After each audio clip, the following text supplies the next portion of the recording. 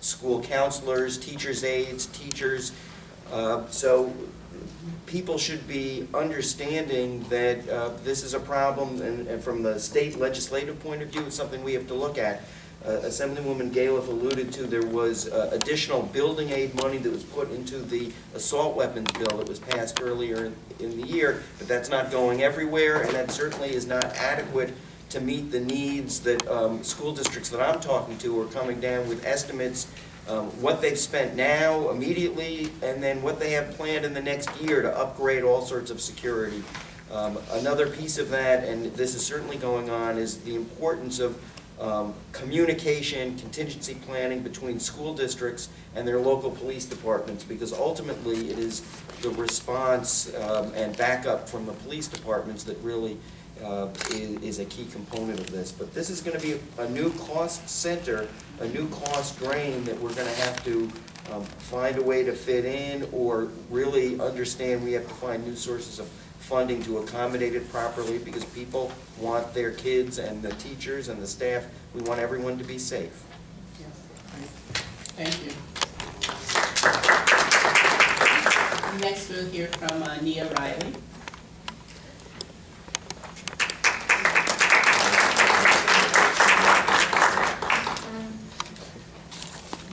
Hi, my name is Anthony Riley. I go to Mount Vernon High School. I live in Mount Vernon, and I'm a senior. And I want to know what was your first paid position, and how did it affect your future jobs? Thank you. I made French fries at the Burger King. That's not there anymore, I don't think, on Central Avenue. And one night we burned through the bucket and all the oil came out. And, ruined my shoes and I couldn't drive home because my foot was stepping over the pedal. I've learned not to eat French fries since then. And it taught me, frankly, the value of working. It also showed that the minimum wage is not a lot of money.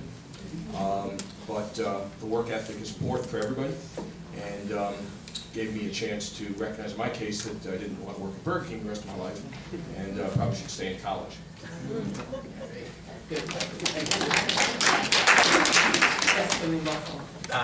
Thank you very much for the question. It's an important question, because I think it is important for us to look back and figure out how our early steps help guide us going forward. My first job was, I was a high school student. I was actually hired by the school district to go to one of our elementary schools and work in the elementary school library on the technology issues. I was active in the computer club in high school, and I can admit that now. And I went back to the elementary school I grew up going to in the Mamaroneck School District, and helped youngsters learn about technology, because I thought that was a very important thing for them to experience and grow their skill set. But at the same time, it was growing my skill set, because I think it's always important to recognize you don't really understand something until you can convey it to someone else. You know, having learned that life lesson, but also the life lesson of the value of giving back to one's community, because fundamentally that's really what the job was about. It wasn't about the paycheck as that was.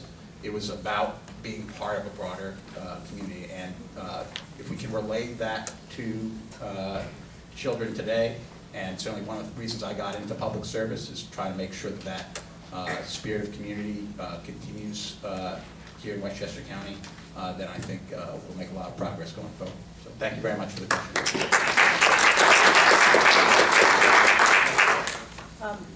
Thank you for the question.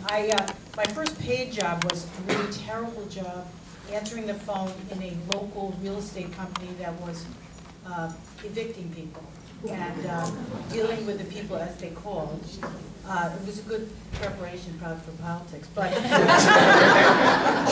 my unpaid jobs, which I think are relevant, are I went to campaign for my father, who was running in Yonkers as an elected official, and I was told by the police as a little girl that I was too close to the polling place, and that, of course, I believed them, and I went home, and they were wrong. But it was the experience of understanding that, you know, even as a child, there was something to be gained by going out and doing something for someone who believed that there was something about the civic process that was important and worth doing. To me, that was part of Shape My Life and my continued commitment that, you know, it's very important for kids, children, as we're supposed to call them, like I said, to, in my opinion, to engage, like you are, to engage in the process. We need and value the input you bring. And it's not wise for us to wait until people are grown-ups and older to contribute to this society. We absolutely need the input, and I'm glad that you're here. Thank you.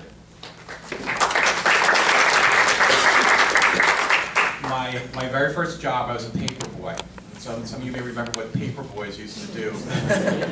You used to get the newspaper, and they used to get it in the afternoon, and it'd be delivered to your house, and you had to fold them, you had to put rubber bands on them. You load up your bike, and then you ride through the neighborhood and deliver the papers. And what you learned from that was that it was a 7-day-a-week job. You had to do it every day. And people had expectations. It wasn't like, well, I don't feel like doing it today, so I'm not going to deliver the paper today. Also, too, we used to have to go door to door. And imagine being a young job, and you knock on people's door, and they owe you money. And it was tough. And it was like, you had to collect the 35 cents or the 75 cents it was for the week to have the paper delivered. And you learn skills from that. But you also learn how to work with other people. Like if you wanted to do something and you're going away, well, you had to get one of your friends to deliver the paper. But it was a commitment, it was a consistency, it was the expectation, it was meeting and talking to people. That was probably what prepared me for politics, probably knocking on doors and asking people for money for their newspaper back. I don't know what else prepares you for politics than that. But I mean, that's the kind of thing. And starting at such an early age, I think, is so important because you learn responsibility, you learn commitment, and you have to do it. You have to, yes, it's great to have a support network around you, have people that support you. But when it comes down to, then you've got to rely upon yourself. You've got to do the work yourself. So that's why I got an awful lot of it. That's a great question. Thanks for making me think of that for a while. Thank you. And I would just add to the question, I think that the paper boy is a good example of many opportunities that perhaps many of us had as young people that are really not available to, I don't know, my paper is not delivered by a high schooler. That in difficult economics that adults have taken many of the positions like paper boys, like retail, that young people used to have access to. And so, certainly one of the things that I would like officials to think about is how do we continue to make employment opportunities available to young people. Yes? I love that question because it makes you kind of think about where you've been in life and how many different things that you've been able to do. And I guess my first job was babysitter. I don't know how many people start that way. A lot of responsibility. I can't believe they left with me. I was a great babysitter. But it was, you think about that now, just leaving. I had little babies, like 3-month-olds, that I didn't know what, I'm a teenager. So great experience. Then I was a cashier and a packer wrapper at Macy's. And it was a wonderful, wonderful experience because I learned how to work part-time, but to clock in and all that kind of stuff. I also had a 20% discount on all clothes. That was great when I was a junior and a senior. It was wonderful. But I at that point, thought I was going to be a designer for store windows, like Macy's in New York City. I was going to be a big designer and so on. And the next period of time, I went and I worked at a day camp, Mohawk Day Camp, which is somewhere back in here. And I was a counselor. And I loved being with my 4-year-old, 5-year-old kids. And I decided to go and change my career, become an educator. So I taught 2nd grade in Virginia for 3 years and Scarsdale for 1.5 years. And then I had kids. And after that, they really weren't looking for teachers. We had a lull in student population. So I took a career development course, which led me into government. Now, government still has education as a part of it. On the county level, we were dealing with the community college. We actually got daycare in the budget when people didn't even understand it way back then. And then on a state level, we have the education department that we're dealing with, kind of, I look at Harry with the Board of Regents, And there's a new discussion about why everybody has to have a computer for the tests, and they can only be separated for those tests, and that's a different issue. But, you know, there are a whole bunch of things. So I think our life is a continuum. We don't always know where we're going to go. I think there's some studies that say we may have 7 careers in a lifetime, and I think being a mom is another career that I had in between. That was certainly an educational pursuit too, a loving educational pursuit. But we have a lot of different things that we have. So when we start out, we may be going in one direction, but to keep your eyes open, because you just don't know where different courses are going to lead you into a different career. So, and I think we build on everything we do, whether it's as a volunteer, whether it's a paid job. We just build on all these things. And it makes us a better person at the end of the day because we have much more experience. Thank you. Thank you. So I'm going to move us along because of time, and I want to introduce our last student questioner who is not on the program because he very graciously agreed to this just last minute when we had 2 other young people that dropped out. So I would like Miguel Garcia to come and to ask his question. And again, Miguel, sorry you're not on the program, but thank you for joining us. Hello, my name is Miguel Ángel Garcia. I live in Ossining, New York, and I'm a freshman at Ossining High School. With the use of technology such as Twitter, Facebook, Instagram, and etc., bullying has increased throughout the years. What can you do as legislators to control this problem among many teenagers? Thank you.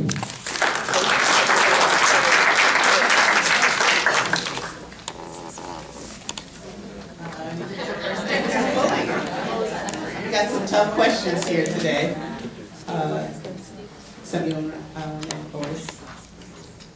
So in my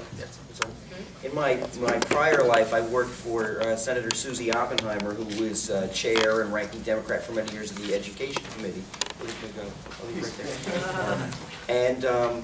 So it's a issue that the state legislature actually does deal with, and at different times there have been different pieces of legislation passed to provide protocols for school districts to do training and to do sensitivity training for students and teachers in terms of better tolerance and understanding of others. I mean, bullying is sort of the negative side of it. The positive side of it is how do we respect everybody and how do we respect differences, and it makes us a better person to understand those concepts, and the schools are a very important opportunity to teach those concepts. But it is a difficult area, and with social media, and you alluded to those things, the opportunities for bullying now are beyond just even the school day. They are 24 hours because you have your cell phone or you have your computer. So it is an area that is evolving and that the schools really need to stay on top of,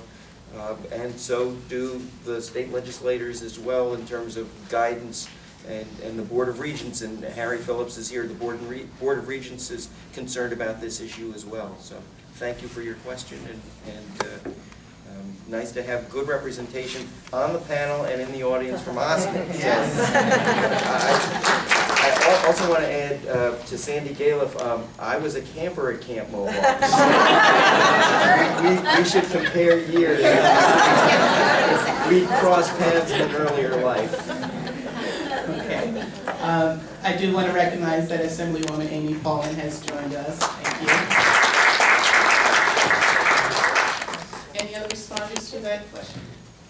Yeah, I think that it's not only regulation with this type of new form of bullying that's happening. Social media is has so many positive aspects to it. It's a way for us to stay in touch. It's a way to really connect. Gives people another opportunity to connect with each other. But of course, there's also the abuses that happen.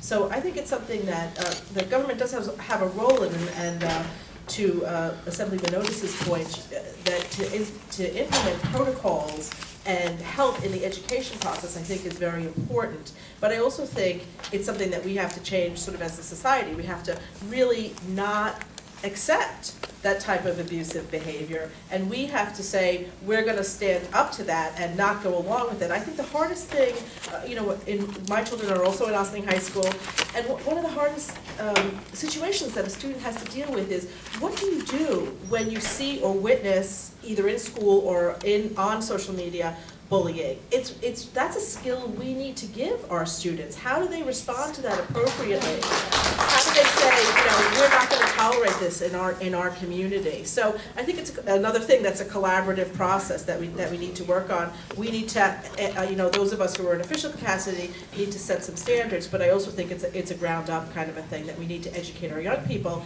about how to deal with that. Because honestly, the one time that my older daughter was bullied, she was much younger, she was in second grade, and she was being bullied on the bus, which is also a classic place to get bullied, and she and her friend, and they were really, really upset about it. They were scared to get on the bus. It was a terrible situation. But I said to her, since in Ossining we have only 2 grades that go together, so the girl who was bullying them was only a 3rd grader. So of course, as a mom, I was kind of thinking, well, what's going wrong in that girl's life that she needs to bully? And a lot of times I think that's the point that we forget. When someone is behaving abusively to another student, they are also still a child.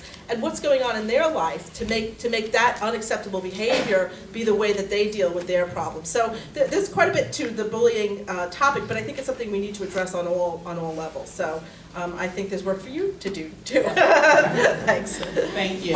Thank you. I want to thank all of our students for their questions.